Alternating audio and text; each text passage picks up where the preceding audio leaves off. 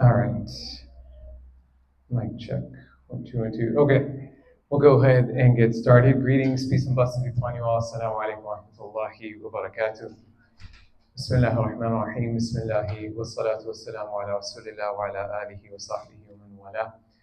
اللهم صل على سيدنا محمد الفاتح لما أغلق والخاتم لما سبق ناصر الحق بالحق والهادي إلى صراطك المستقيم وعلى آله حق قدره ومقداره العظيم. اللهم علمنا ما ينفعنا وانفعنا بما علمتنا وزدنا علما وعملا متقبلا برحمتك يا أرحم الراحمين. اللهم لا سهل إلا ما جعلته سهلا وأنت تجعل الحزن إذا شئت سهلا. So as always, we start in the name of Allah Azza wa Jalla, in the name of God Almighty. We ask Him to send His peace and His blessings upon our Master Muhammad Sallallahu Alaihi Wasallam. He is the opener of what was closed, the seal upon what preceded, and He is the one who with the truth has made the truth victorious, and He is the guide to the path to our Lord. And we say, Ya Allah, send your peace and your blessings upon your family members and companions and all those who follow in their path. We say, Ya Allah, you are Al-Alim, you are the all-knowing. We ask that you teach us what benefits us, that you make us benefit from that which you have taught us, and that you increase us in beneficial knowledge and in deeds of righteousness by your mercy. And we say, Ya Allah, nothing is easy except that which you make easy. You alone make the difficult path a form of ease. So Ya Allah, whatever is difficult ahead of us, make it a form of ease. Allahumma ameen. So alhamdulillah, it's extremely exciting to be here with you all today. My name is Afraz. We'll be covering Hajj Malil El Shabazz, Malcolm X, rahimahullah. We'll be covering a bit of his life today. I'd say a good chunk of his life. So for today's program, as always, we're going to be going through current events. I'll go through a kind of like framing of today's class, and then we'll go into a brief background on Brother Malcolm's life, talk about some of the key components of his approach when it comes to his political and religious approach. This is pre-Hajj. And then we'll get into the actual journey of Hajj Malil El Shabazz, and then some of the aspects of the final few months before we end with a group dua with Maghrib and dinner. I know some folks are fasting today. Inshallah, the plan is to have dinner here before Maghrib. I think Maghrib comes in around like 8:25-ish, around there. So inshallah, hopefully we'll be all set and good to go before then. If you're not fasting, unable to fast, or for any other reason, we always have snacks, so feel free to grab. And today's class will require a lot of like reading participation, since we'll be reading excerpts from his life. So I want to see those hands of people who would be down to read, because there'll be a good amount of that. Okay, so Bismillah. This specific program, or actually, let's get into current events first. Okay. That looks pretty clear. Alhamdulillah. So just a few things. As always, we try to cover the latest of what's happening during the week or in the past week. You have 12 folks on this Gaza flotilla, one of them being Greta Thunberg, who are headed to Gaza to deliver aid. They're trying to cause some sort of attention, draw attention to obviously the genocide. May Allah protect them. You can actually track their boat live. They got like a link so you can see how close they are, but I think they're supposed to reach either tomorrow, Friday or Saturday. So we ask Allah grant them a safe journey. We have the pilgrimage, the Hajj, that is about to commence. People already have it flown out. The day of Arafah, the day is tomorrow. The Prophet ﷺ has said that Hajj is Arafah, that if someone were to just catch Arafah as part of their Hajj, that their Hajj would be complete. And so we pray that Allah accepts all the pilgrimage, the intentions, the efforts of all those who went out there and facilitate for them a beautiful, blessed Hajj. On the sort of domestic front, you have Trump's big, beautiful handout, which is this bill that has passed the House that needs to now pass the Senate. And it's hilarious because a lot of these conservative Republicans on the congressional side didn't realize until afterward that they voted on a bill that, when it comes to AI, bars states from passing any sort of state regulations on AI for the next 10 years.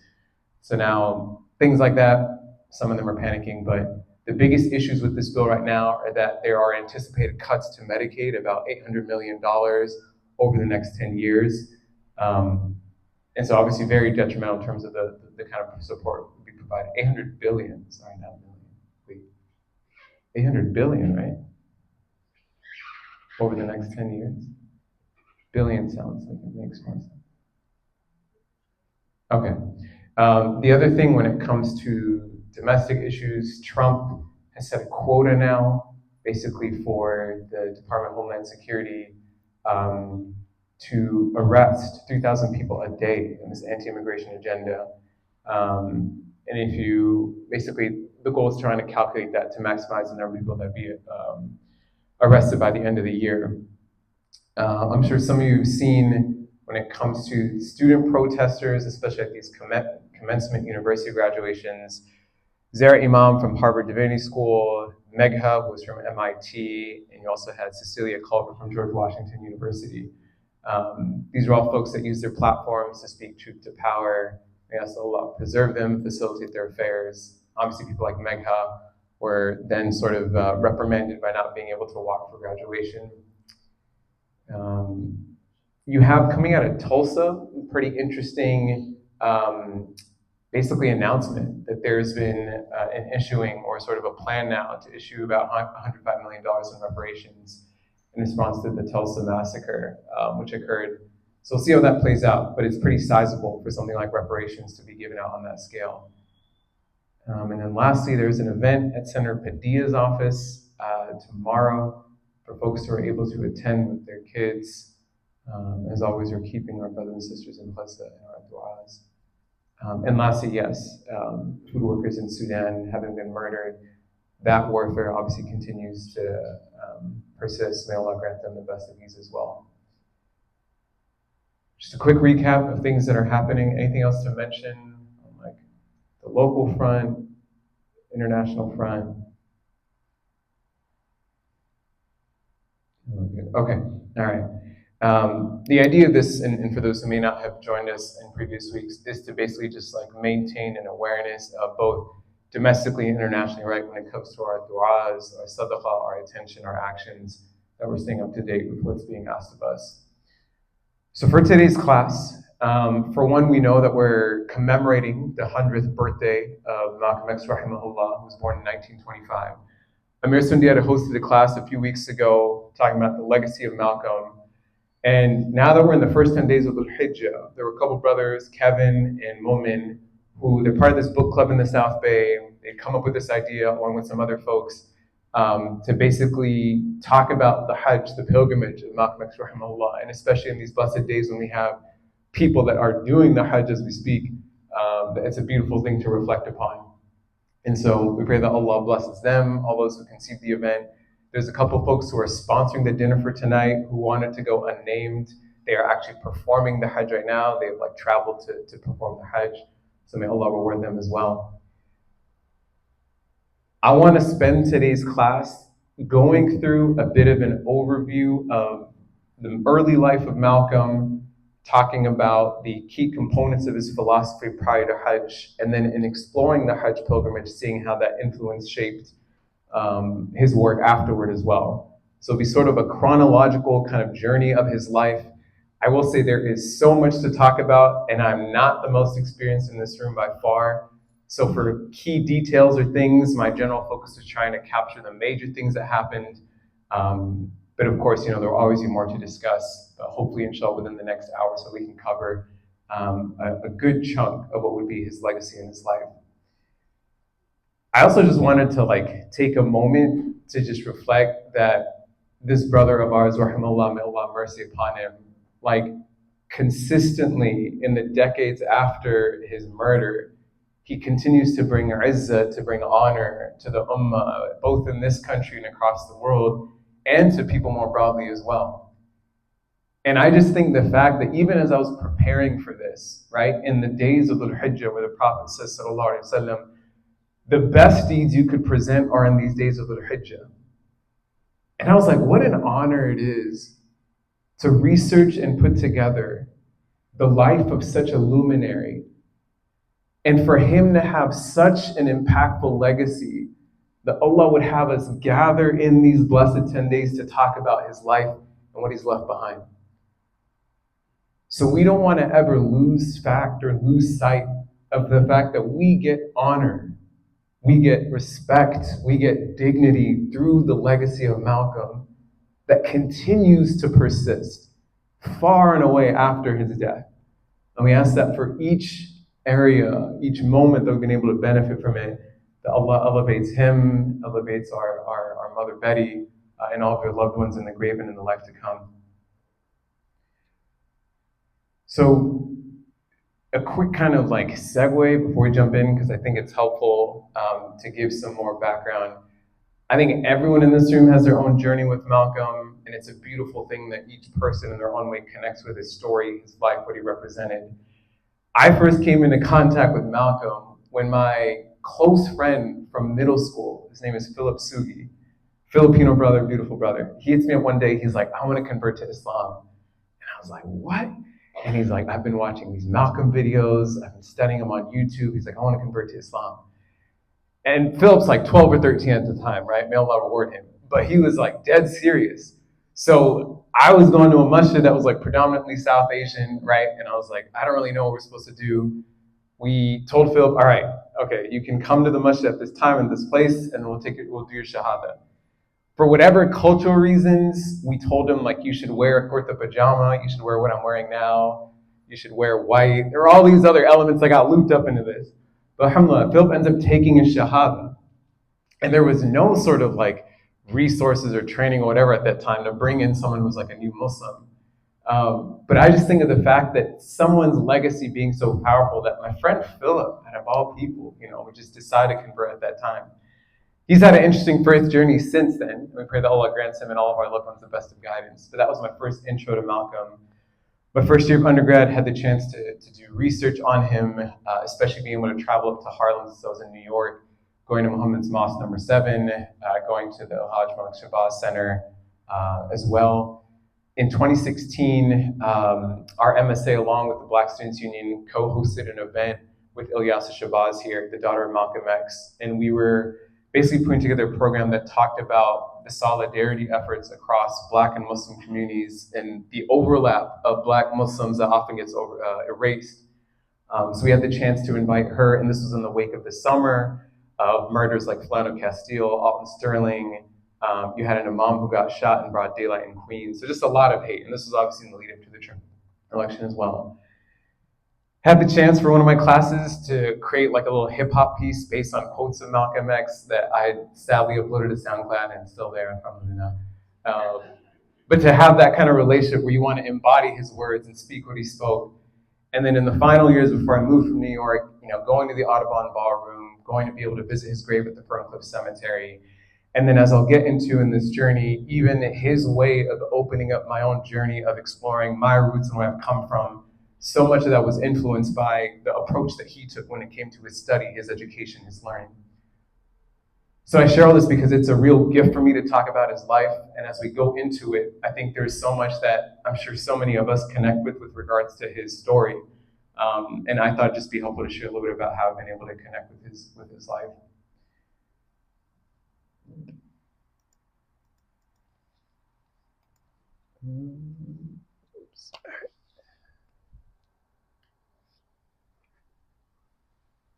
So jumping into the early life of Hajj Malil El Shabazz, rahimahullah, according to parts of his family, his ancestors come from the Bambara people of Mali.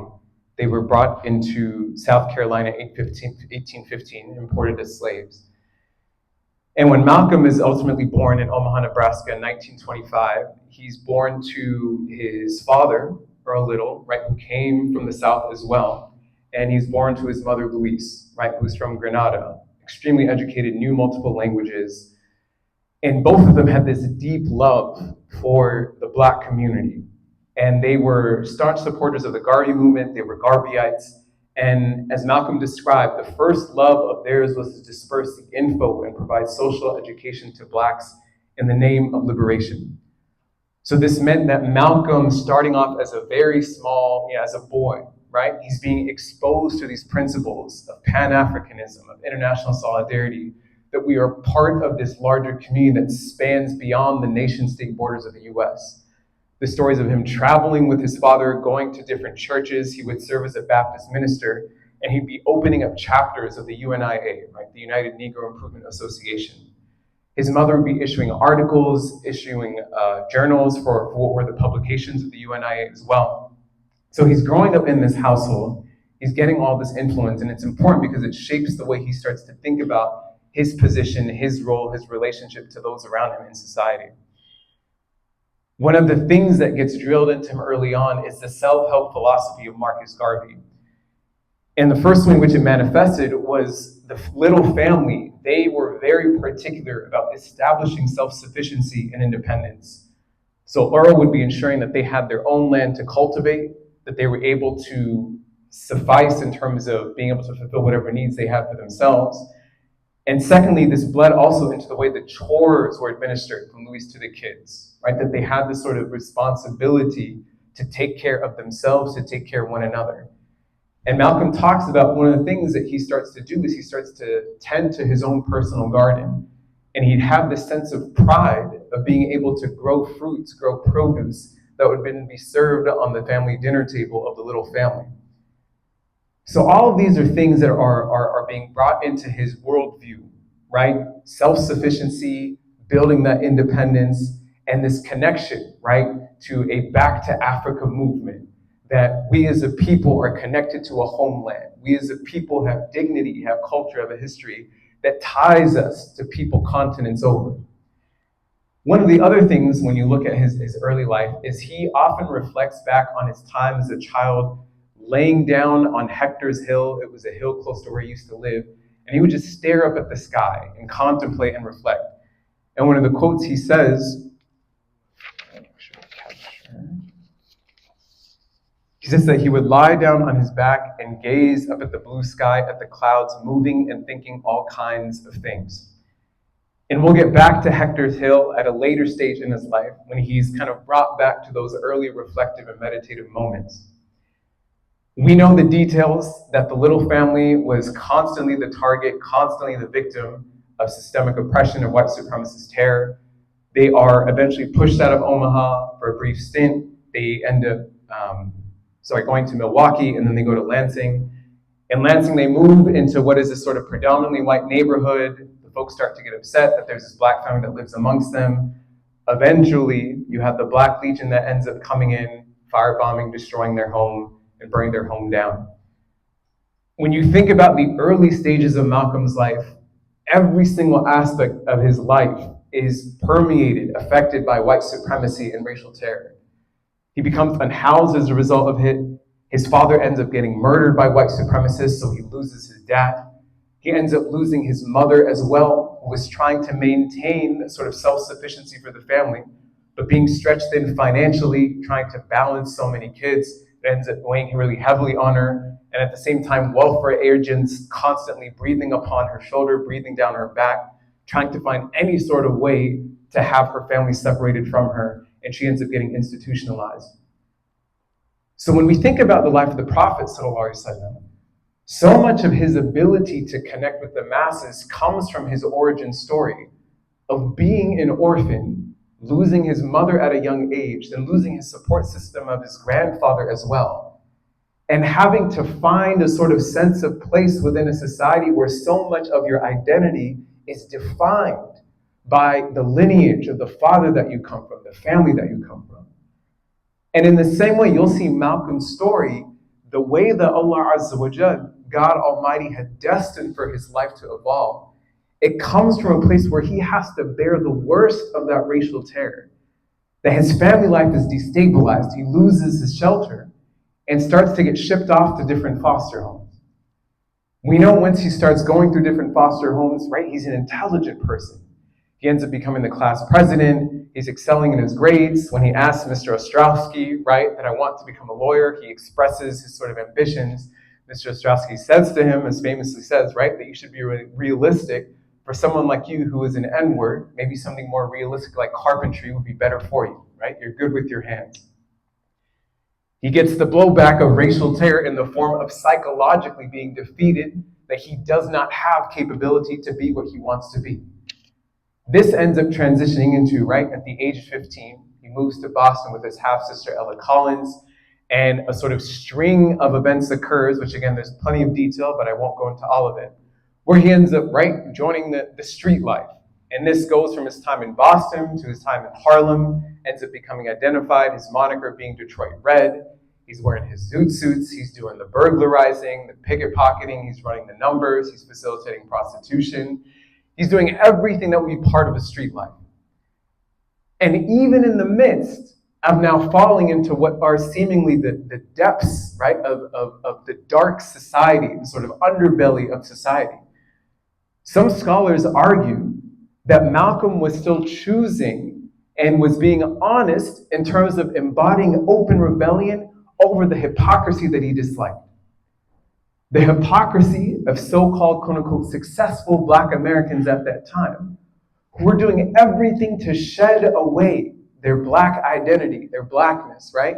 In a way where they would then be able to imitate and posture, right, their white patrons and their supervisors to then work their way up within society. And you can see there's some elements of that to Malcolm, but overall, he's embracing a type of lifestyle that was more true to what he came from, to what he knew, versus this sort of dislike he had for the pretend successful Blacks.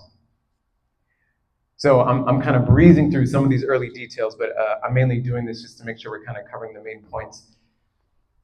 I think my mouse stopped working. So in 1946, this is the age of 20 years, 9 months, and 8 days old. Malcolm X, rahimahullah, he's incarcerated for 6.5 years. He is extremely young when he gets incarcerated. And up until this point, all he really understands or knows is the street life that he's lived, the racial terror that he's experienced, and the hints of the sort of Pan-African international solidarity that he grew up with as a child. So he's bringing all of this now into what would be the next 6.5 years of his prison life. It's famously said that when Malcolm first got into prison, he was nicknamed the devil because of how vehemently opposed he was to any sort of mention of religion, any sort of mention of faith or God. Now, one of the things that's fascinating. Oh, okay, shukran. Thank you very much. One of the things that's fascinating is that when he starts to talk to this brother by the name of Bimbi, right? This is a man whose name was Bembry. He says one of the first folks, or as the scholars write, one of the first folks who made Malcolm realize the power of the mind and importance of knowledge as a form of liberation was this brother Bimbi.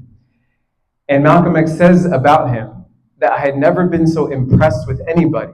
Bimbi never hustled, yet he had the kind of quiet knowledge that you have to respect. And so he sees that Bimbi has something in him, right, of knowledge, of awareness, right, of an understanding of the world. And he says, rahimahullah, that he started me reading myself, and his influence turned me from reading what you might call cowboy books, which was my diet at the time, into a higher level of reading. So we know the famous stories, right, that he ends up writing an entire copy of the dictionary. He's taking language classes. He starts a speech and debate program. He's extremely good at debating those around him. And all of this ties into the pure joy and the pure purpose that he starts to build from just seeking knowledge. Where he says here that the ability to read awoke inside me some long dormant craving to be mentally alive. And I think this is so beautiful because even before we get to the Nation of Islam, before we get to the more specific parts of his religious journey, the foundation of who he was as a person was a seeker of knowledge. And he constantly pursued knowledge at every stage of his life. And that informed how he was constantly evolving in his understanding of the truth. The Prophet tells us, sallallahu alaihi wasallam, right, that the seeking of ilm, the seeking of knowledge is obligatory upon every single person. This is the seeking of knowledge of the sacred sciences. And this is also a broader seeking of knowledge of the things that improve a person's faith, improves their practice of worship, improves their impact, their relevance, their influence upon society. So we want to talk about being like Brother Malcolm. There has to be that zeal and that understanding of the weight that learning, that reading has, right, on a person's influence and their ability to impact the world. This personally had a lot of influence on me because I remember when I was rereading his biography, I think this was like in 2017 or 2018, he has a segment, right, because he starts to read about all the histories of the peoples of the past, the people of Africa, the people of oppressed nations, and he starts to talk about the people of the subcontinent of India. And he says in his book that accepting the African slave trade, meaning excluding the African slave trade, nowhere has history recorded any more unnecessary, bestial, and ruthless human carnage than the British suppression of the non-white Indian people. I'm reading this as someone whose family comes from North India. I was born and raised in Los Angeles. And as a 21, 22-year-old, I see that someone like Malcolm in a prison in the late 1950s is telling me about a history tied to my people that I'd never bothered to look at. I could tell you more about the Boston Massacre than I can about a history of a people that actually influenced why my family or why people from my lands came to this country in the first place. And so he pushes the reader, in that case pushed me, to start actively reading what is it about this tragedy that Malcolm speaks of that was so horrendously afflicting the millions of people of the subcontinent. And I start to quickly find, right, through books like Shashi Tharoor's The Inglorious Empire, Midnight Furies, which talks about partition, 23% of the world economy came from the subcontinent of India before the British East India came through. They ended up taxing people once they came to the subcontinent up to 50%. It said that 2/3 of people were displaced from their lands. And all of this leads into what becomes the royal empire, right? The British Empire that takes over the subcontinent of India. So I share this because that love for knowledge is something that should push us to understand too our own roots of where we're coming from. Malcolm is eventually introduced to the Nation of Islam through one of his family members, his brother Reginald. Reginald knew the sort of relationship Malcolm had with faith, and instead of specifically tying, right, the sort of presentation of faith to Malcolm, he speaks to Malcolm's lived experiences, and he says that whites have never shown concern for your well-being. If you just looked at the life you lived, Malcolm, you could see that this entirety of a race has no interest in your well-being, in your success, and your progression. So this ends up opening the door for Malcolm to embrace the NOI. He's exchanging direct letters with Elijah Muhammad, right? And there is this sort of investment that Elijah has in incarcerated people like Malcolm to remind them, right, of their dignity, their sort of identity as Black people, right? And this religion, the Nation of Islam, that gets presented as the lost religion of the Black man, being something that would give a level of self-respect to the Black Americans in this country. So all of this happens. Malcolm is then released. He begins to serve as the minister of the NOI. It said that he ended up helping open or grow up to 50 temples, 50 mosques in the Nation of Islam. And there's a hard focus, right, on Black dignity, discipline, resistance, and self-sufficiency. And one of the beautiful things that you end up starting to see when he's speaking, right, to his people is how much love he has in speaking to what it means for someone to truly believe they have importance, they have self-respect, they have a value and a beauty to who they are. And one of the common excerpts or parts of his speech that gets quoted is this one about who taught you. If someone would like to read just this second part, this quote here of his speech. Anyone like to jump in? Yeah, go for it, Sam, thanks.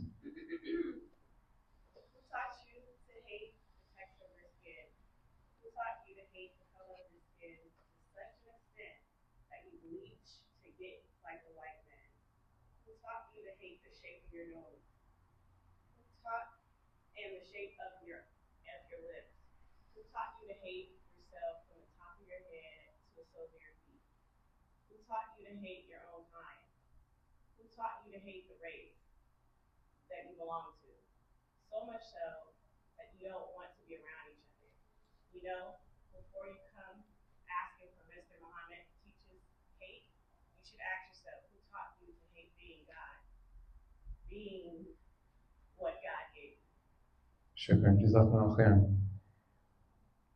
I remember in middle school, I think, a lot of us, if you're growing up here, like a children of immigrants, depending on where you grew up, there's a lot of those like instances or cases where what your culture, what your language, what your family represents, right? It's like frowned upon, or the stereotypes sort of perpetuated around you.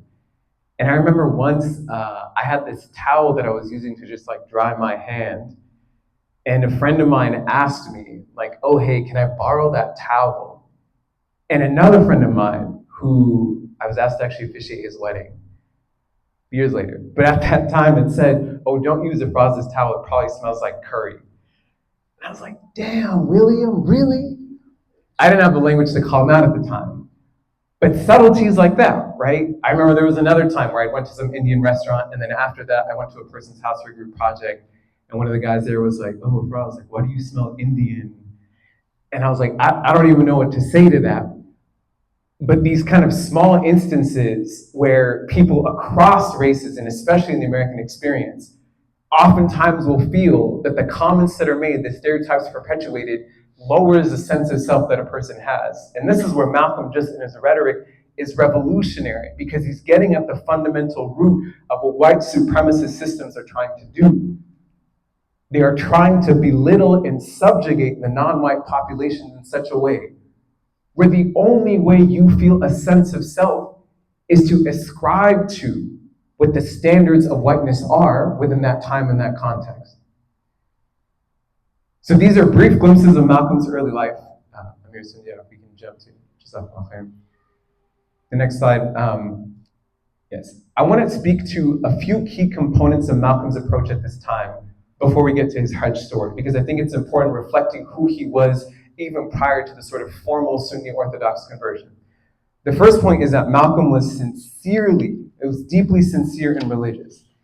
And when you read, right, his sort of reflections on the autobiography and what those around him had said, the whole purpose of the autobiography at the time was to serve as a way to honor, to elevate the status of Elijah Muhammad. Malcolm was really to submit, to show complete humility to Elijah Muhammad in such a way where when he's talking about his street life days, a lot of scholars say that he embellishes and in some ways exaggerates parts of his street life days as a way to really show the reader that I came from nothing and it was Elijah Muhammad who transformed my life. But this is a product of his sincerity to what he understood to be the truth at that time. And when you look at the code of conduct in the NOI, as so many of us know, right? Malcolm adopted it to a T when it came to no drinking, no gambling, when it comes to eating one meal a day, when it came to no fornicating, when it came to no watching movies, when it came to no playing certain games. He abided to it by the T. When it comes to his dress, right? The suit and tie, being well-groomed, clean-shaven. You don't ever see a photo of his where he's looking disheveled once he enters into the NOI. And all this stays with him. But I share this because so many of us, again, want to be like Malcolm. And the question is, do we want to have the discipline of Malcolm and the way he carried himself?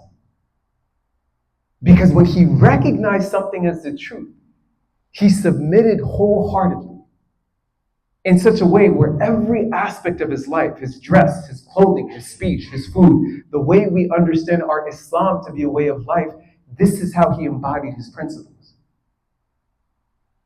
Malcolm says, right, that the white man wants black men to stay immoral, unclean, and ignorant.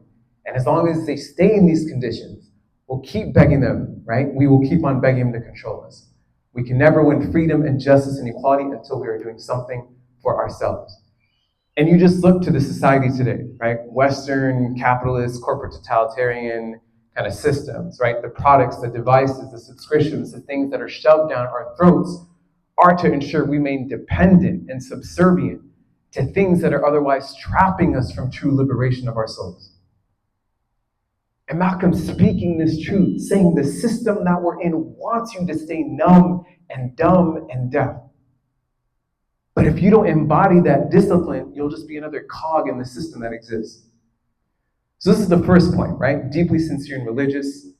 Amir Sundiata, we can jump to the next slide. Jazakallah khair. The second point is his strong Pan-Africanism and his international solidarity. And I share this because sometimes there's this thinking that Malcolm joins the NOI, and until he goes for Hajj or until he starts traveling abroad, he's not thinking about the broader communities of oppressed. As early as 1950, when he's in prison, he pens a letter to Truman talking about the Korean War, basically saying that I have no interest in serving in a war when my people are subjugated here. He's expressing solidarity with the Koreans, with the non-white populations resisting Western imperialism, and this is actually where the FBI begins to start surveilling Malcolm because of some of what were at the time communist tendencies. He says he's a communist in that letter, and the sort of threats to national security, yada yada. 1957, the Johnson X Hinton incident, right? This is the famous incident where essentially Brother Johnson, he gets brutalized by the police. He ends up getting accused for assaulting the police. His wounds are so severe, his skull ends up getting deeply injured. And Malcolm quickly rallies, right, from the fruit of Islam, dozens of people, right, dozens of Muslims to get together. And it's described, right, that they're standing very neatly in rows. It's this organized assembly, this organized sort of action. Malcolm ends up wielding enough authority, enough influence, where they're able to get Brother Johnson to a hospital, right, get the medical care he needs. And essentially, right, there's a famous scene in the movie, Malcolm X, where he is around the people that he's organized, and some say it end up being into the hundreds, if not the thousands. And essentially with the sort of symbol, the sort of wave of an arm, a gesture, right, everyone ends up disbanding once it's clear that the action has been done. And one of the police officers says, right, that no one person should have all that power, no one man should be given all that power. Malcolm ends up writing a telegram to the police commissioner at that time, and he invokes in this broader community that he knows exists, right? The hearts of 600 million at the time, what he calls sons and daughters of Allah throughout the Muslim world. And he talks about it stretching from the China Sea to the shores of West Africa. So the focus is not just, right, what it's supposed to be, the Black community, but he's going beyond the bounds of what the NOI is sort of advocating and speaking to international solidarity as early as 1957. He has a variety of his travels, the first being abroad in 1959, his meetings with Fidel Castro in 1960, speaking at Marcus Garvey Day celebrations in Harlem as well. So all these speak to, right, the strong Pan-Africanism and international solidarity of Brother Malcolm in these days leading up to his Hajj. We can go to the next slide. I gotta make sure I keep moving. Okay, spin up. The third point here, the third and fourth, one is his evolving perception of whites. We sometimes want to make the Hajj the defining moment where suddenly Malcolm is now like, oh, there's white people that are good, that they're great. There's a kind of gradual, slowly evolving way in which the rhetoric he's using to describe whites shifts, where he's no longer accepting it as a theological doctrine, but rather using it as sort of or rather he's making this argument around the devilish behavior of white people through a focus on their behavior. So he says that unless we're calling one white man by name a devil, right, we're not speaking of any individual person, but rather the collective white man's historical record. So we're seeing a shift from something that's espoused as a faith principle to simply observing behavior that is devilish in nature.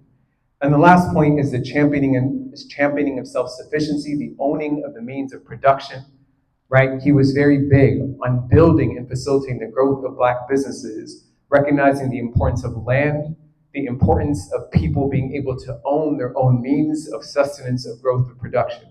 And beautiful programs like the People's Program, Sister Sade, others that are involved here, who are building upon that legacy, right? Of being able to build your own means of production, your own farms, your own areas where you're growing your own produce and giving it back to your communities where you're not relying upon these external structures or these government structures. So these are four components of Malcolm's approach. We then get into his journey approaching the Hajj. Jump to the next slide. So in the lead up to Hajj, right, there's a few things that happen. The first being of many things, but one key moment is what happens in 1962. The LAPD, they raid the NOI offices in LA. They fire shots at multiple different NOI members, end up murdering Ronald Stokes, who's unarmed, end up arresting more NOI folks, accusing them of assaulting the police. And Malcolm is pushing Elijah, pushing the nation to do something, and they practice what had been their sort of principle, right, of non-engagement, apolitical activity, not doing anything to stir up any trouble. And this is where Malcolm says that the death of Brother Ronald opened my eyes to the fact that the nation was willing to turn the other cheek while people were being slaughtered. That was the beginning of the end for me. The sincerity he has in loving his people is such that when he is confronted with an org that he's dedicated his life to, a faith he's dedicated his life to, that is unwilling to move, he says, well, then this faith is not for me. And he starts to evolve in his thinking. We know the issues with the NOI, Elijah Muhammad's sexual exploitation of women, the sort of increased envy and jealousy that Malcolm was the target of by folks in the NOI who saw his growing influence both locally and abroad. And we know when it came to JFK's assassination, he makes the comment that the assassination was a classic example of chickens coming home to roost. He ends up getting silenced, basically getting pushed out, as we know. And once he splits from the NOI, he forms these two organizations, right? One more focused on the political organization, one more focused on religious power building, the OAAU and Muslim Mosque Inc., which we'll get into in a little bit. And at this stage, this is where Malcolm, right, with the support of Ella Collins, rahimahullah, may Allah have mercy upon her as well, he ends up being able to make this Hajj trip. Ella Collins plays a significant role in this regard, and she's someone who later on then ends up founding a school in Boston, a school that ends up teaching students Arabic, facilitates the learning of the Islamic sciences, and it goes to show within our faith tradition the power of investing when it comes to scholarships, grants, funding, what have you. When we are giving our own opportunities to succeed, the limits of what that person can then do with those additional resources is unending. And this is a sadaqah jariyah, you can argue, for Ella, to have been able to pay for Malcolm's Hajj that then leads to so many other impacts that follow in the days after. Okay, alhamdulillah. So with that, we'll go ahead and jump into, we can go into the next slide, what is now the sort of journey of the Hajj Malil El Shabazz when it comes to his Hajj. Part of this program, the focus was on doing a reading of his excerpts, and I basically wanted to just break up elements of his story. He essentially, when he goes to Egypt, it's from Egypt that he's going to Mecca. And so when he's in Egypt, this is where he first starts talking about his journey, right, of preparing for Hajj. So if I can have a volunteer read number 1 for me. There we go for it. Nice and loud.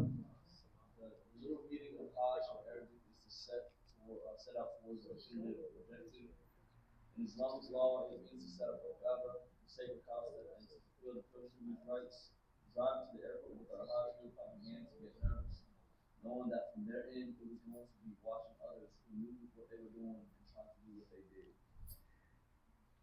So we always want to remember what it meant for Malcolm to embark upon this journey, coming off of the profile that he had built, both in the US and across, right, the African continent and the Muslim world. This is a man who had impeccable oratory ability, a man who had incredible influence among communities. And he is now approaching a ritual that is a fundamental obligation in his faith where he has no idea what to do or what to say. And he embarks upon this with that humility. And this, again, is a reflection of his sincerity, that no matter what it is I have to confront, what it is I have to learn, be it something that I am going to look dumb trying to do, I will do it if it means sincerely pursuing the ultimate truth. And we ask that Allah make us from amongst the mukhlisin, the sincere, the way Malcolm was sincere in his journey. So he gets on this plane and he starts to just talk about, right, the diversity of colors that exist on this plane that's going from Egypt to Jeddah. So if I can have someone read number 2 and number 3, someone from the sister side, we can alternate. Nice and loud, please, yeah. You can do number 2 and 3 altogether, yeah. Oh, okay, all right, no worries. Packed in the plane were white, black, brown, red, and yellow people, blue eyes and blonde hair, and my kinky red hair, all together, brothers, all honoring the same God, Allah, all in turn giving equal honor to each other. Somebody else is verbal time. So yeah, someone on this side, can they read number 3? So, okay. The captain of the plane came back to me. He was an Egyptian. His complexion was darker than mine. He could have walked in Harlem, and no one would have given him a second glance.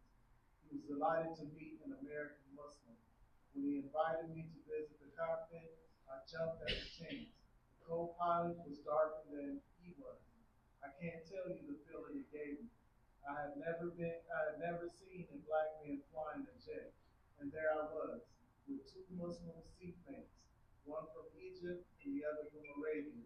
All of us bound for Mecca, with me up in the pilot's cabin. Brother, I knew Allah was with me. Allahu Akbar. So he just starts to share, right? The experience of someone who grew up as a black man in America, starting to, put together the fact that people darker than him, people with darker complexions than him, are in these positions, in these roles, things that he could have never imagined in the US.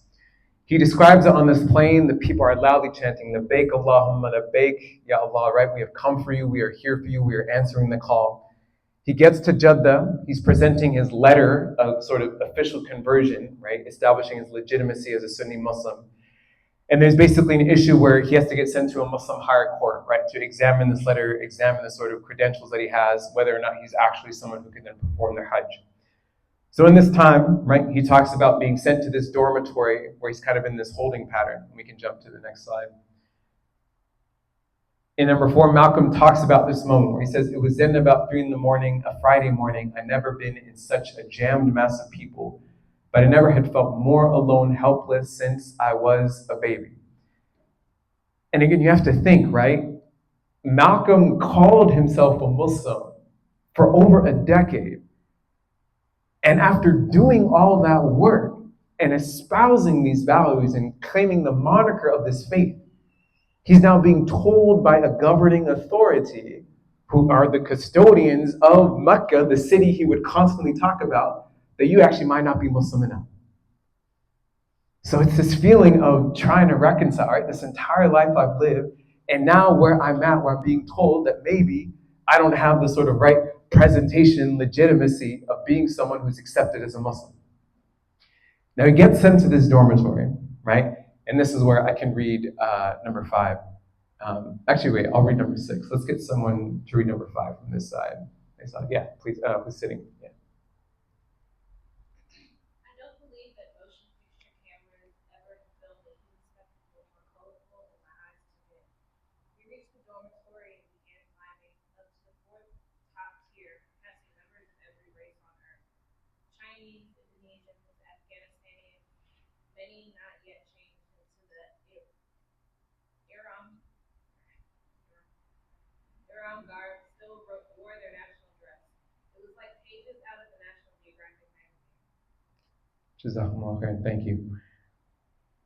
So he's celebrating the color, he's enjoying the color, he's like, this is pretty wild, how are people like this all together? And then he says in number 6, he speaks about his guide. With gestures, my guide indicated that he would demonstrate to me the proper prayer, ritual postures. Imagine being a Muslim minister, a leader in Elijah Muhammad's Nation of Islam, and not knowing the prayer ritual. I tried to do what he did. I knew I wasn't doing it right. I could feel other Muslims' eyes on me. Western ankles won't do what Muslim ankles have done for a lifetime. SubhanAllah. Again, right, this just speaks to the humility that he knows he got eyes on him. People are like, you flew out all the way here, you don't even know how to pray. Like, what are you doing trying to perform the Hajj at this point? And he's just stomaching all of this, but he says, for the sake of pursuing what I know to be the truth, what I've been told to be the truth, I gotta go through all this. And he continues, right, showing that sincerity of getting his ankles to become Muslim ankles. Okay, we can jump to the next slide over here. So now we get into more of the actual journey of Hajj. We're here, Malcolm, he says, number 7, carrying my sandals, I followed the Mutawaf. Then I saw the Kaaba, a huge black stone house in the middle of the great mosque. It was being circumambulated by thousands upon thousands of praying Muslims, both sexes, in every size, shape, color, and race in the world. I knew the prayer to be uttered when the pilgrim's eyes first perceived the Kaaba. Translated, it is, O God, you are peace, and peace derives from you, so greet us, O Lord, with peace. And I think this is somewhat similar to when we say Allahumma anta salam wa minka salam. We say tabak together, Jali wa ikram, but somewhat similar. Speaking to Allah as one of his attributes, being as-salam, the source of peace. So he's in front of the Kaaba. He's witnessing everything going in front of him. Let's get another brother who can read number 8. Kyrie, please, yeah. Finally, we lifted our hands in prayer and thanksgiving, repeating Allah's words. There is no God but Allah. He has no partner. He is our authority and praise. Good emanates from Him, and He has power over all things. Standing on Mount Arafat had concluded the essential rites of being a pilgrimage to Mecca. No one who missed it could consider himself a pilgrim. Jazakumullah khair. So between 7 and 8, right? He is in front of the Kaaba. He does his tawaf, goes around 7 times the Kaaba. He prays the 2 rak'ats, the 2 units of prayer. He drinks from the well of Zamzam. He runs between Safa and Marwa. And essentially, right, when he gets to Arafah, this is his statement, right, of raising his hands in prayer on that day of Arafah, which will be for us tomorrow, inshallah. In number 9, right, once he's completed the rest of the pilgrimage, it said, when asked about what impressed him, I said, the brotherhood, the people of all races, colors from all over the world coming together as one. It has proved to me the power of the one God. It may have been out of taste, but that gave me an opportunity, and I used it to preach them a quick little sermon on America's racism and its evils. And I think this is so beautiful because Malcolm is on the plain of Arafah. And on Arafah, he is telling his people, right? Or he's telling his fellow pilgrims, his companions, about the evils of American society, the evils of American racism. He's still holding that lens with him, that as much as he sees the unity on this pilgrimage, there are deep injustices that his people, not part of this community or group, are experiencing back home in the US. So upon completion, we get some more reflections. We can jump to the next slide. Malcolm X says, rahimahullah, while I was on the top of Mount Arafah, I swore to Allah that I would eliminate racism from the American Muslim movement. I swore that when I got back to America, I would spread the true message of Islam and rid its followers from any deviation. So he both sees, right, the kind of healing, right, elements of Islam, the justice elements, the coexistent elements, and he also sees that it's his duty, given what he had espoused as part of the NOI, that I'm here now to spread the true message and rid its followers from any deviation. If we can have someone from the sister side read what we commonly see, the letter that he writes to Betty Shabazz, rahimahullah, may Allah have mercy upon her. Someone wants to read number 11. Oh, please, yeah. There were tens of thousands of pilgrims from all over the world. They were of all colors, from blue-eyed blondes to black Africans, but we were all participating in the same ritual, displaying the spirit of unity and brotherhood that my experience in America had led me to believe never could exist between the white and the non-white. America needs to understand Islam because this is the one religion that erases from its society the race problem. We were truly all the same brothers because their belief in one God had removed the whiteness from their minds, the white from their behavior, and the white from their attitude. I could see from this that perhaps if white Americans could accept the oneness of God, then perhaps too they could accept in reality the oneness of man and cease to measure and hinder and harm others in terms of their differences in color. Oh, thank you. Jazakumullah khair. The point that I just want to make here is Malcolm was someone who had optimism. And he is seeing the religion of Islam as a viable, practical solution to the societal ills, the racial subjugation, the white supremacist systems in America. And it's powerful to think that Brother Malcolm saw the deen that we are practicing today in its most beautiful form, which you could argue is on the Hajj, being the very thing that America could use for the systems of oppression to be completely dismantled. This is the optimism that we want to have as well with our Islam, that its principles of justice, of equity, of ensuring true treatment of people not on the basis of color, of race, ethnicity, but on the basis of people's piety, right? That this pathway is a pathway that can yield tangible results. Our ability to abide by it as a community, right, that'll continue to be something that we have to keep check on. But in principle, Malcolm, with all that he saw over the course of nearly 4 decades, says Islam is the solution to the American problem of racism. And number 12, he says, in my 39 years on this earth, the holy city of Mecca had been the first time I'd ever stood before the creator of all and felt like a complete human being. It is my intention that by the time of my next Hajj pilgrimage, I will have at least a working vocabulary of Arabic.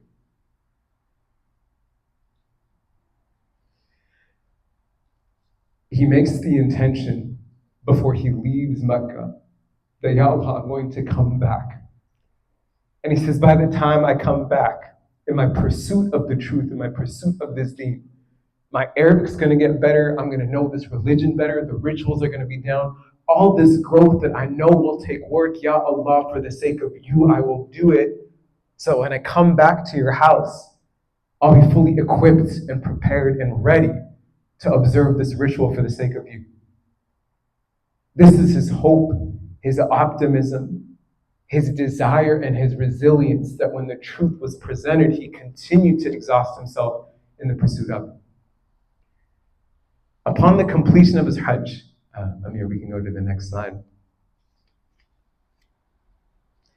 Just some quick photos. The one on the top left, this is him in Egypt before he goes to Mecca. The one at the top right, it's with him with King Faisal. He talks about being very well taken care of by the sort of like royal family of Saudi, by the emissaries of Saudi. The bottom left photo is when he goes to Nigeria, and the bottom right photo is when he's with Maya Angelou in Africa as well. But just some photos that I thought are just neat to share of our brother Malcolm. We can jump to the next slide. So I want to talk about now key aspects of his final few months before we wrap up. And Imam Sundiata is here as well, so I want to make sure we're going to hear some reflections, some words from him as well. So Malcolm comes back from Hajj. And for one, he has this explicit focus on internationalizing the human rights struggle. He's like, it's not about civil rights in America for the black man. It's about human rights. And he starts to make this case that we have to go to the UN. For the UN, we got to bring the US and charge them in the complicity of the racial subjugation, the oppression of the 22 million black people in America. We talked about the OAAU, the Organization of Afro-American Unity, and originally it was going to have a more sort of militant name, you could argue, the Afro-American Freedom Fighters, based off the liberation struggles of Algeria and Kenya. Malcolm was getting heavily influenced during his Africa trips, right? Of these populations that have broken away from the shackles of Western European colonialism. And he wants to embody that same spirit in connecting the Black American population to the African population and using that connection as a way to fight for human rights for all. He models the OAAU after the Organization of African Unity, which was a union of 32 African states. They passed a resolution after Malcolm visits them in 1964, recognizing the failure of the Civil Rights Act of 1964. This is something, too, where Martin would later say that these bills, these acts that gets passed, the Voting Rights Act of 1965, these are things that are easy for the government to do because you're just throwing words onto a piece of paper. He says, until you uproot, right, the three evils, the militarism, the materialism, the racism of America, no matter how many policies get thrown to the wall, nothing will change the condition of black people in this country. And you start to, right, you see the sort of convergence between Malcolm and Martin in that way. Malcolm also offered a delegate from the OAU to raise an army of African Americans to drive out white mercenaries from the Congo. And he'd created an Afro-American Freedom Brigade, which got to the point of having actually recruited 100 folks from the US to be ready to fight. And this is what Malcolm called part of the quote-unquote African Revolution. So he was serious now in his approach when it comes to internationalizing the struggle, that we are to have our communities in the US connected to the communities abroad, fighting in unison against the oppressors of both those lands and both those areas. Tied to number 2, Malcolm continues to travel with the focus on international solidarity. We know the string, right, of countries, of heads of state that he meets. And he believes, right, in this sort of way that it's necessary for African Americans to go back to Africa culturally, spiritually, psychologically, mentally, and philosophically. Malcolm also makes a trip to Gaza in September 1964, spending 2 days in Khan Yunis. We can jump to the next slide. This is where he pens this famous article, Zionist Logic, and he talks about the modern 20th century weapon being, in neo-imperialism, being dollarism. So he's saying that the wealth that these imperial empires are now using to create these sort of new nations that were being formed, right, in independence, create a sort of system of reliance, that the wealth that's being promised to these new nations is a way to further subjugate, colonialize them. He says, or colonize them. He says that Zionist dollarism is the latest form, right, of that neo-imperialism, that dollarism. When he speaks about the people of Palestine, he says the Palestinian people are very militant. They don't need to be taught how to fight. The spirit of Allah is strong in them. What they need is help. And you can see this with our brothers and sisters in Gaza today.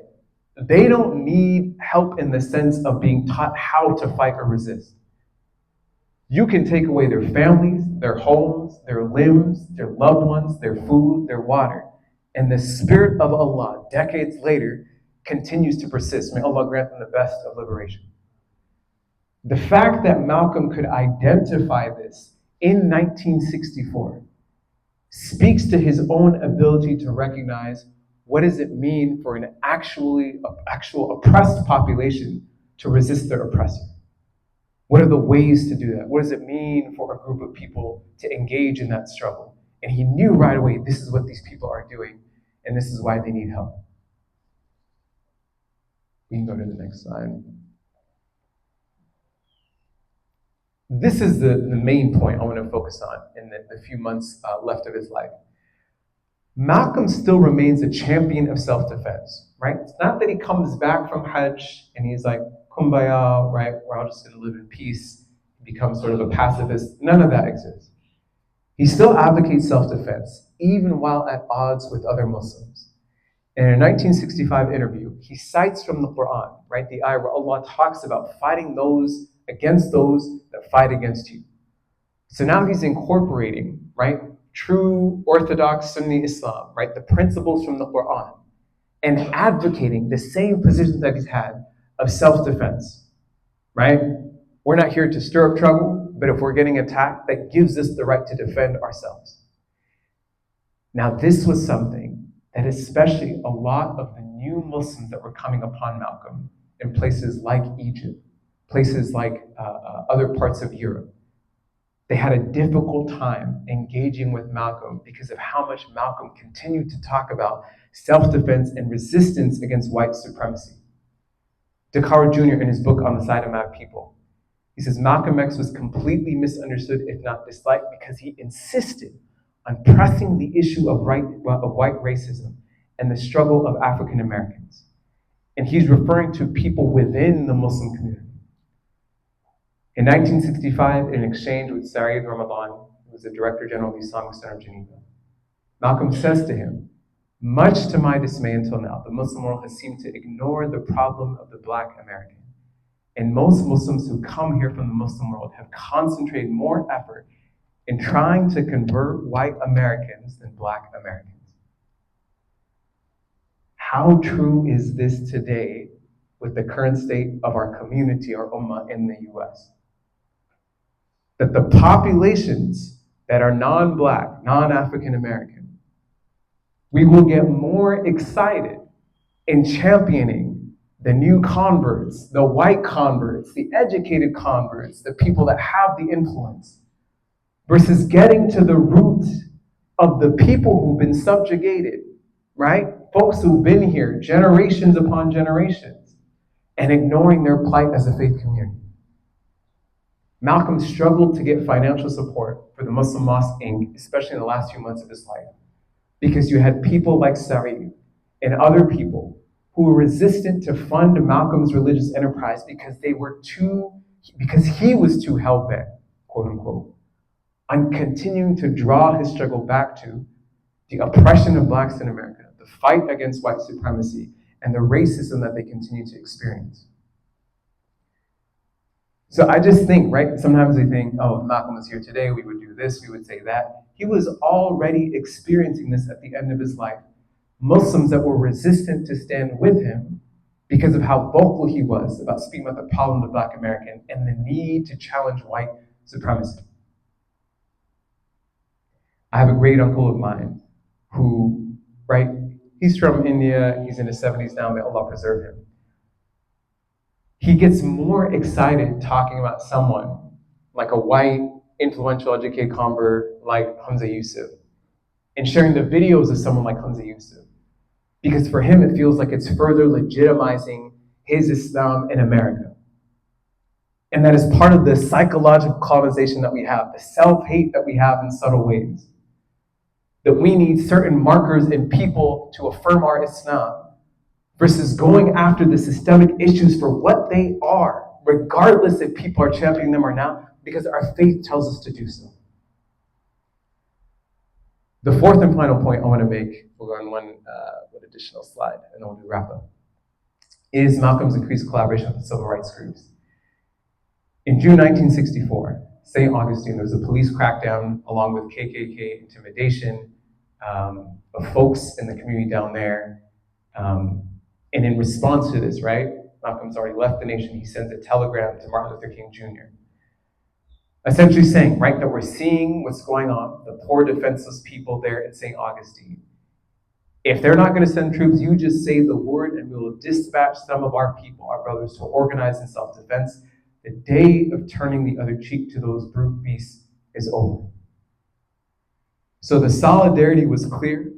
The approach of now using whatever coalitions, whatever partners were struggling against racism, that sort of approach was clear. And on the same day he sends that telegram to MLK, he sends a telegram directly to George Lincoln Rockwell, saying that if you cause physical harm to King or any other Black American, you and your Ku Klux Klan friends will be met with maximum physical retaliation from those of us who are not handcuffed by the disarming philosophy of nonviolence and who believe in asserting our right of self-defense by any means necessary. The scholars, when they talk about Malcolm's trip to Selma, he doesn't actually get to meet Martin because he has to go back to Europe. Malcolm would speak in such a way where it was both threatening and vague. People knew through his rhetoric he sincerely believed in self-defense, that he would organize people if needed to stop violence and terrors occurring. And so even as he's traveling around Selma, he goes around traveling undisturbed because there was a subtle fear that if someone touches Malcolm, you're going to get hurt in response. And so he channels this sort of fear that people have of him as a way to push forward people like Martin in this regard. That if you don't want to entertain, right, his nonviolent acts, the things that can get you to a solution where you're not getting harmed, then you'll have to fear what will be on the other side of what we are to bring in terms of our own forces. Amir Sundiata, one more slide. So final reflections before I turn it to our Imam Sundiata. I shared quite a bit in terms of boiling things down. The first thing I want to say is what we've been talking about throughout this entire journey. There's an unrelenting pursuit of the truth and a sincere commitment to do so. Malcolm never shuddered at the challenge, at the hurdles, at the barriers that he would have to pursue or go through for the sake of the truth. And Allah says in Surah Al-Rum, right? أَحَسِبَ النَّاسُ أَن يُتْرَكُوا أَن يَقُولُوا آمَنَّا وَهُمْ لَا يَفْتَنُونَ وَلَقَدْ فَتَنَّا الَّذِينَ مِنْ قَبْلِهِمْ فَلَيَعْلَمَنَّ اللَّهُ الَّذِينَ صَدَقُوا وَلَيَعْلَمَنَّ الْكَاذِبِينَ. Right? Did the people who want to claim faith and claim belief, claim that they are the followers, right, of a certain person, in this case, right, us being the followers of the Prophet ﷺ, do you think that they'd be left alone without being tested? And for Malcolm, every test was fully embraced, no matter the consequences on the other side of it. Malcolm had a deep love for his people.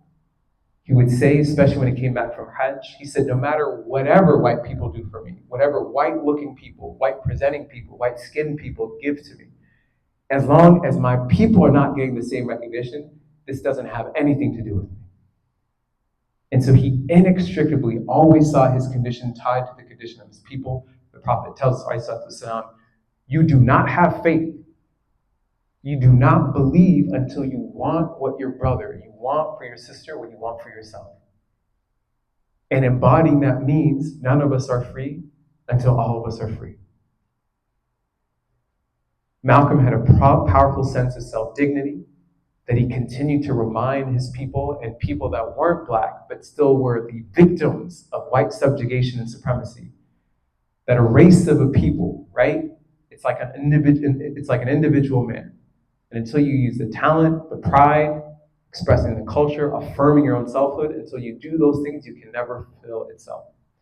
He was a true revolutionary, connecting issues from the US to places across the world, since you cannot understand what's going on in Mississippi without understanding what's going on in the Congo. You can't understand Harlem without understanding Kenya and Palestine. He was drawing these incredible sort of connections that we sort of just assume to be things that people should know today. Saying that the subjugation of black people in America, oppressed folks in America, was connected to the subjugation of the dark people across the world. And lastly, Malcolm is a transcendent slave of Allah Azza wa Jalla. He says in his autobiography that he dreams of the day shiploads, plane loads of American Muslims would come to Mecca for the Hajj. And it's a question that Momin had asked, and I ask for us today. How many of us, those who have gone on a Hajj, those who have even gone to Mecca or Medina for Umrah, how many of us are the answer to the dua, the supplication, the dream of Brother Malcolm rahimahullah? As we ask Allah Azza wa Jalla to elevate his station in the grave, grant him the highest station in Jannah for those. And it was sort of a rapid fire of a bunch of different things, but hopefully there was some benefit to it. I want to pass it off to Amir Sundiata for some reflections as well before we end with a short dua.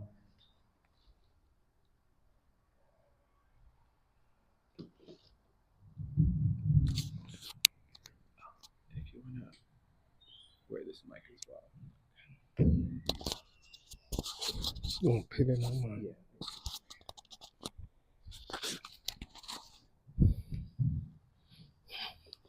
Takbir. Takbir. Takbir. We want to make dua for our brother Afraz and brother Kevin for putting this program together.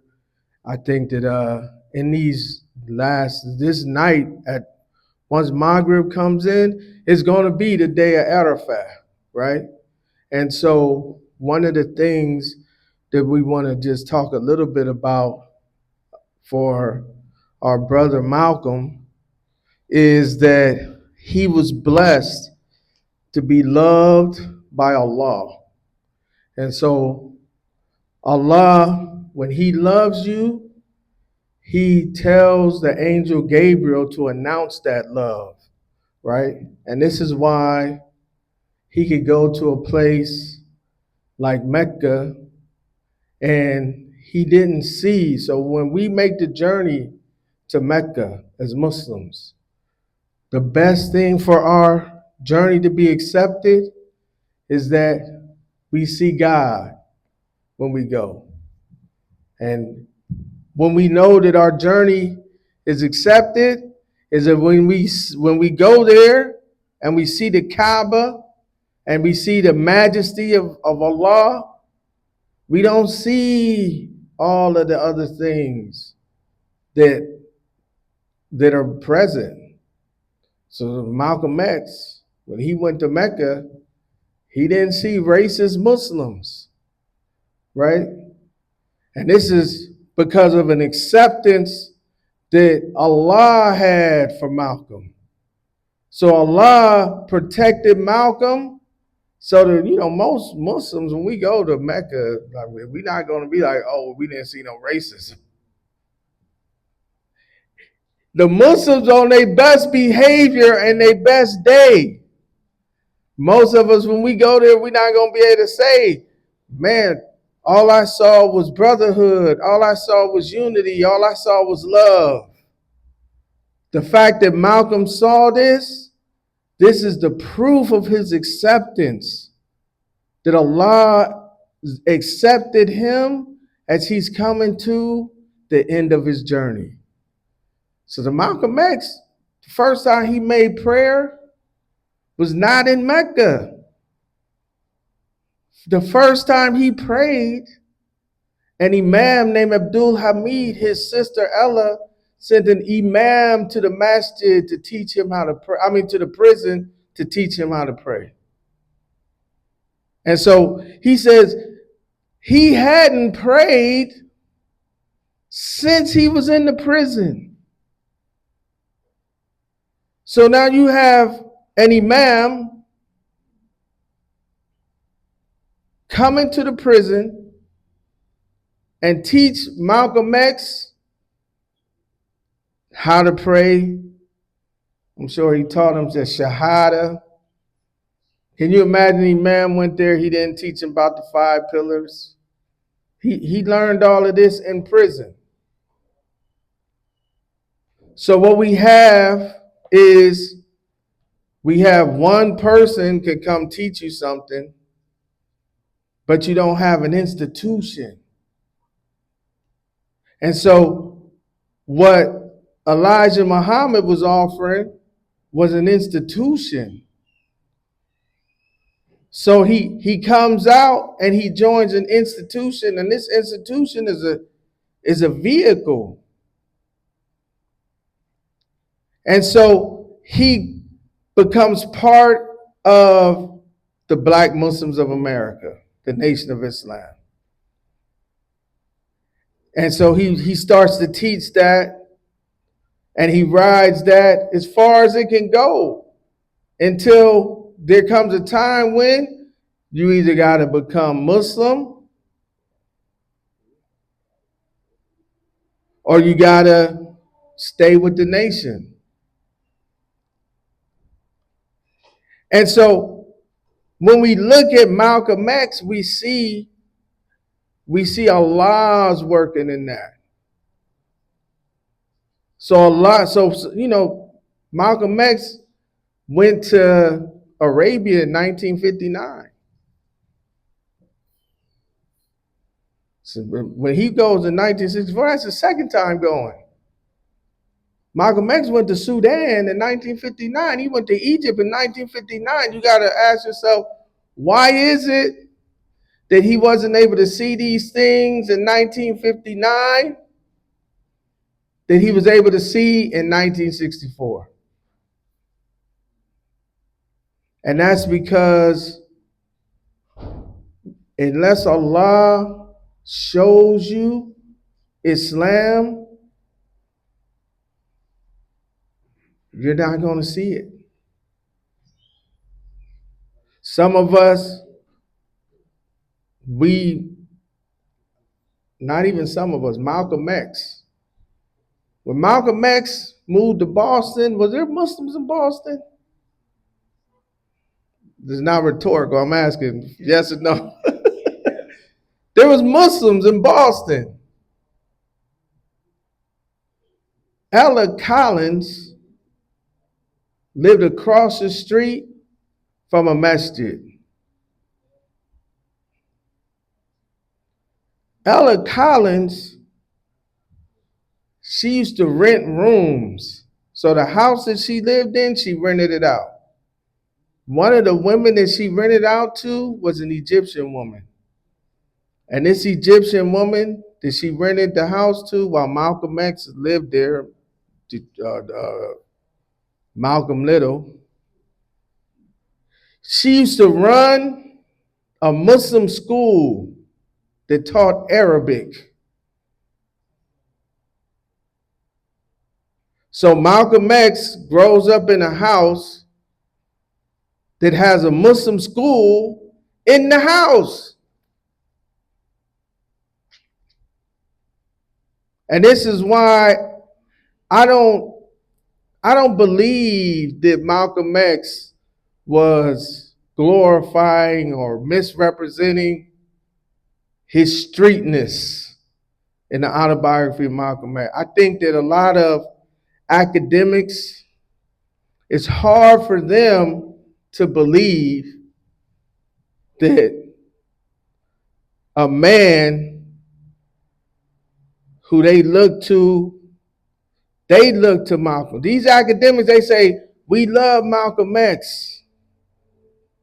We can't believe that Malcolm X was that astray.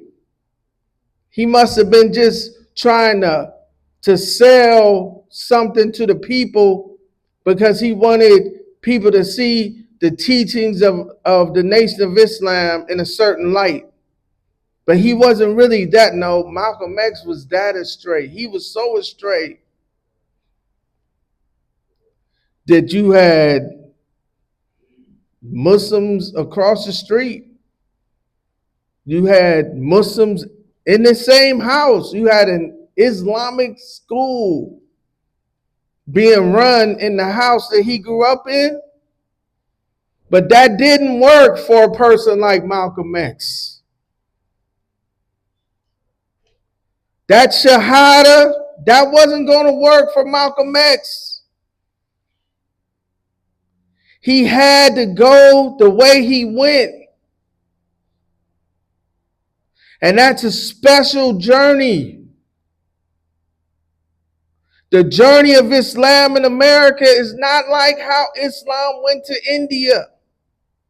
It's not how like Islam went to Persia. It's not like how Islam went to Egypt. It's not like how Islam went to Spain.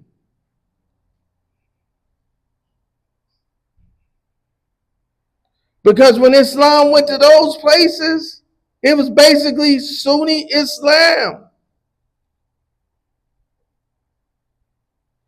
And people accepted it. But when Islam came here, it was not Sunni Islam. It was not the 5 pillars of Islam spreading from person to person. It was unorthodoxy spreading. It was like, if you was to understand the teachings of the Nation of Islam, if you was to see those teachings as a Muslim, you'd be taken aback.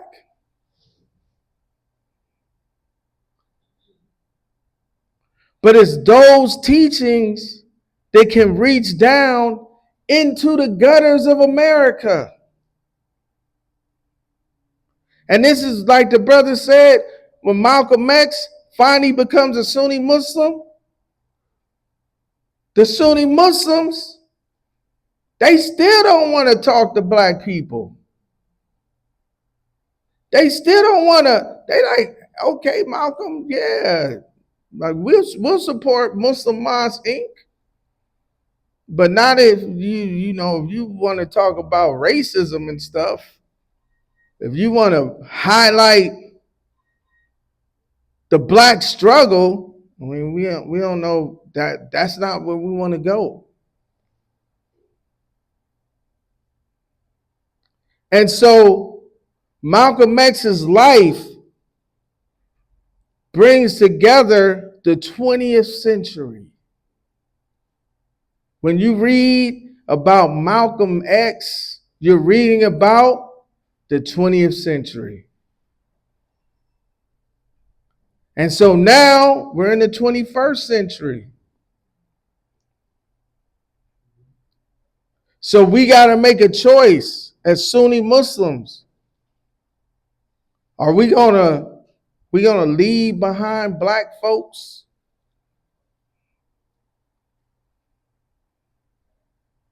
Are we gonna just say, okay, that struggle for, racial justice, we don't want to, do we want to struggle for racial justice, or do we want to leave that behind?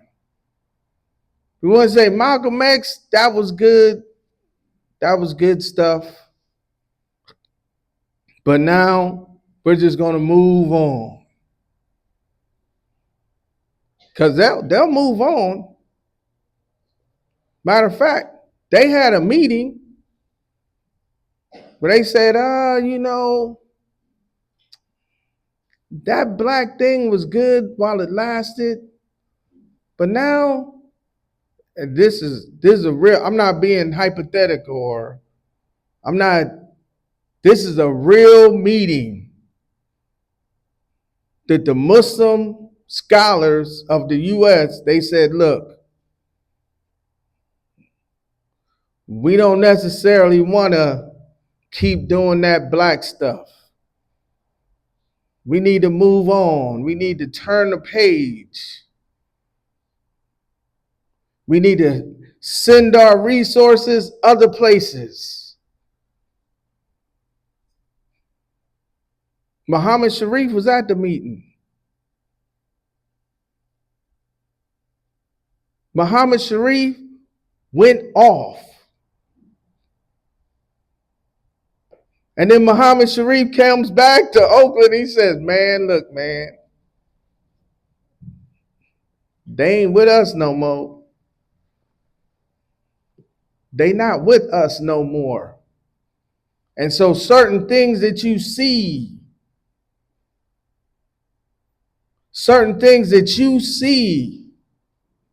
certain, when they say we're going to make decisions on how to allocate resources,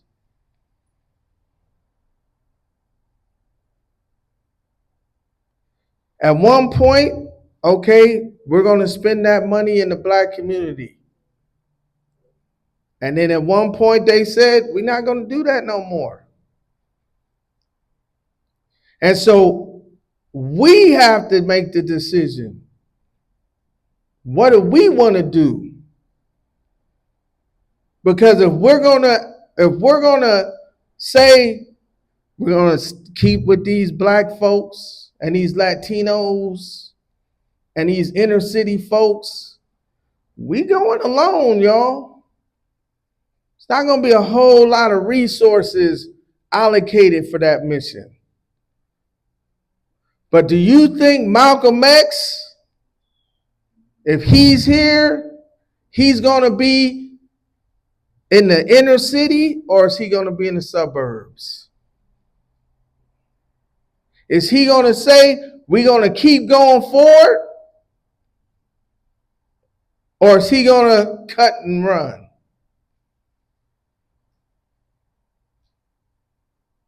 Because people have made decisions in this country to say, we ain't going to do all of this inner city stuff no more. We turning the page on that stuff. We're going to have like functions in the suburbs. We're going to go to Toronto, Canada, and we're not going to the hood.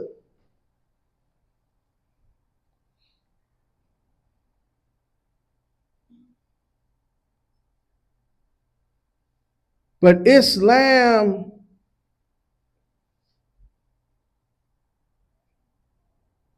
the rejected stone. So Abraham, alayhi salatu wasalam, and then we'll pray. Abraham, when he came to Mecca, he knew he had to build Allah's house. But he didn't know where to build it.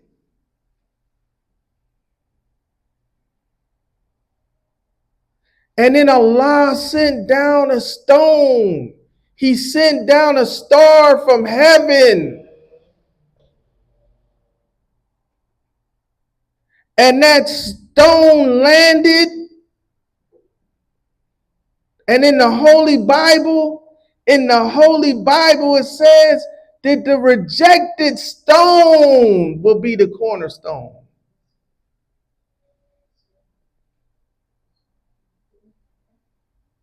And the cornerstone of God's house is a black stone.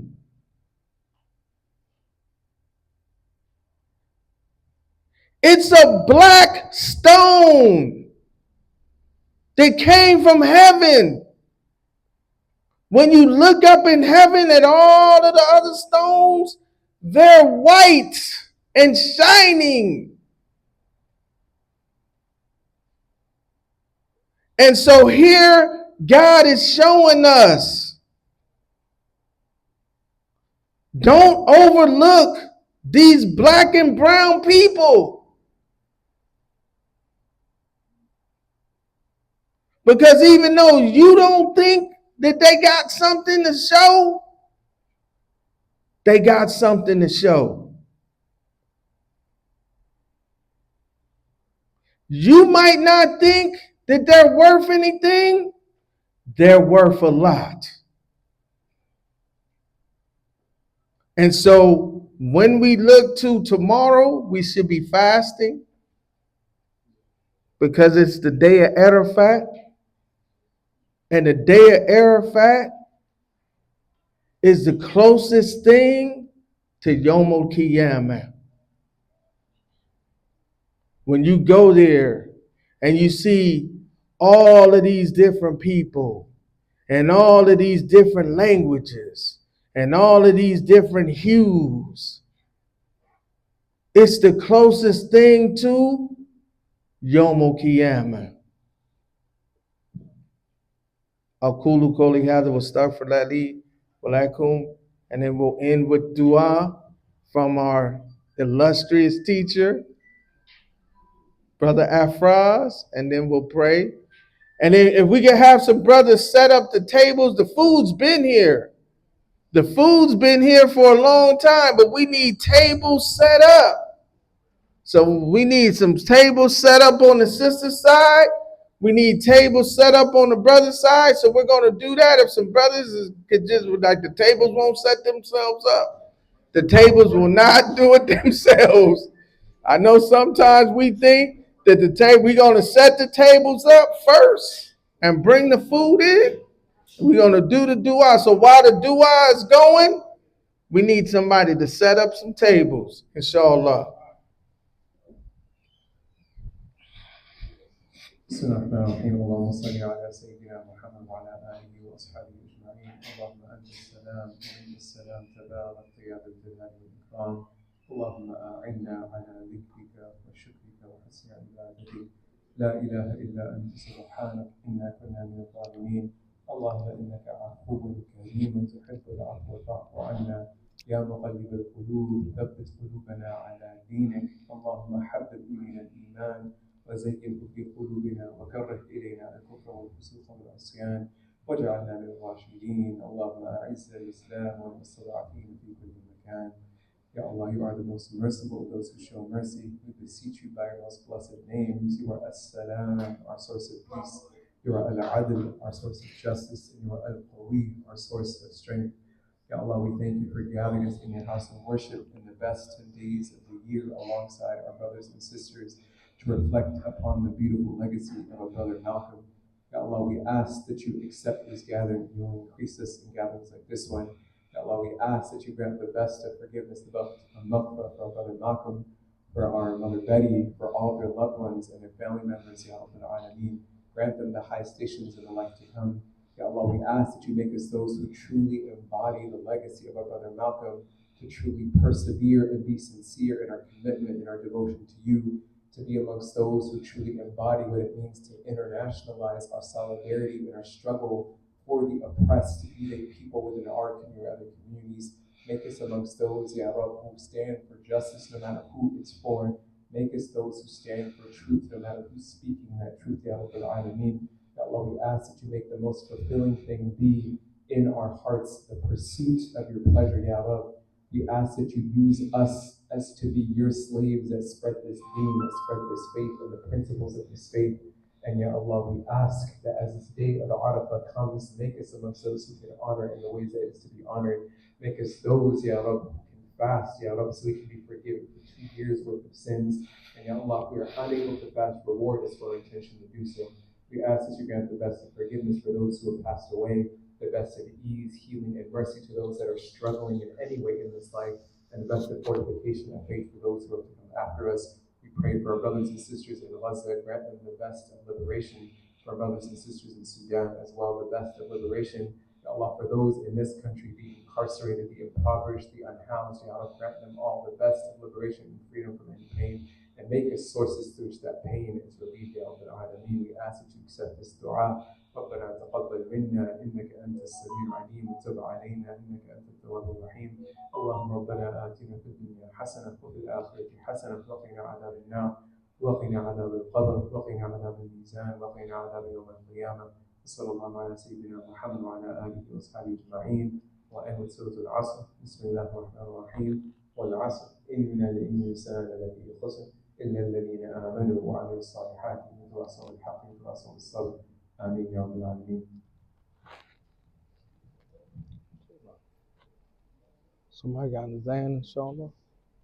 Call a Zan for us. Allahu Akbar, Allahu Akbar. Thanks for coming through. I'm glad you're able to speak as well. I'm glad you're able to come through as well.